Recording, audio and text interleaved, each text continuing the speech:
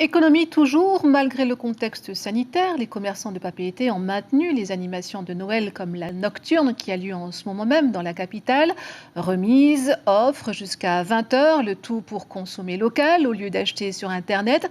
Une action pour redonner la liberté d'entreprendre en cette période creuse pour tous les commerçants.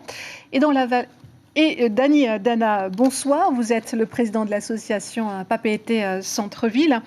Quel impact le e-commerce a-t-il eu sur l'activité commerciale ?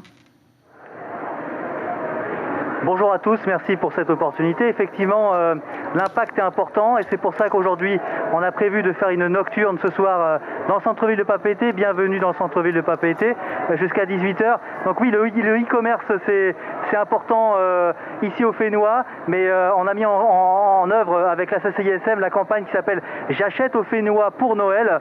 Et c'est important de parler de ça pour « J'achète au Fénois » et j'évite d'acheter sur Internet à l'étranger. Ouais, on est d'accord que sur les 300 commerçants qui sont actuellement ouverts, 15 ont baissé le rideau. Dans quel état d'esprit se trouvent-ils ? Écoute, c'est une ambiance un peu anxieuse pour les commerçants. Mais nous, Papeete Centre-Ville, l'association Papeete Centre-Ville, a organisé cette nocturne aujourd'hui jusqu'à 20 h. On n'a pas réussi à faire ce grand marché de Noël qu'on connaît tous les ans. Effectivement, on a vécu quand même un mois de fermeture au mois de mars. Ça a été très compliqué. Cette année 2020 a été très particulière pour nous, les commerçants de Centre-Ville de Papeete.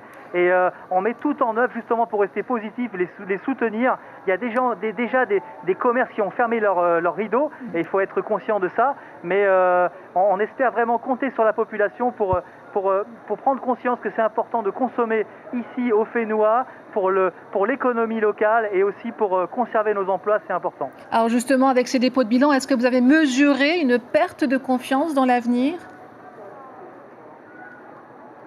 Alors, il y a effectivement une perte de confiance, il faut quand même le dire, mais on reste assez confiant, justement. On est vraiment dans un esprit positif. L'année 2021 va être meilleure, mais effectivement, il y a eu de la casse avec cette situation sanitaire. On a mis tout en œuvre, nous, association Papeete Centre-Ville, pour rester dans un esprit positif, même si c'est compliqué, il faut le dire, pour les commerçants. Cette année, ça a été vraiment très dur. Alors, c'est une cassure qui a été légèrement amortie, notamment par des aides du pays qui ont été accordées. Alors, la question qui m'intéresse, c'est quelle a été la prise en charge psychologique surtout ?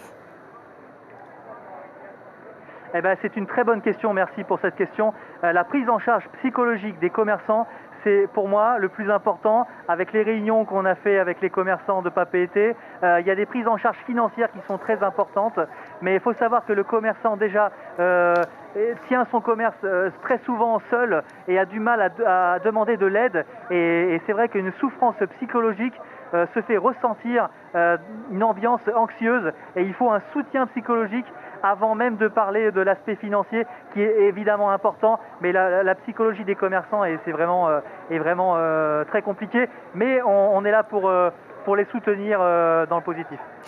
Dana, merci infiniment d'être intervenue dans ce journal ce soir. Je rappelle que la nocturne a lieu jusqu'à 20 h, donc vous avez encore à peu près une quarantaine de minutes pour vous rendre sur place. Merci Dani.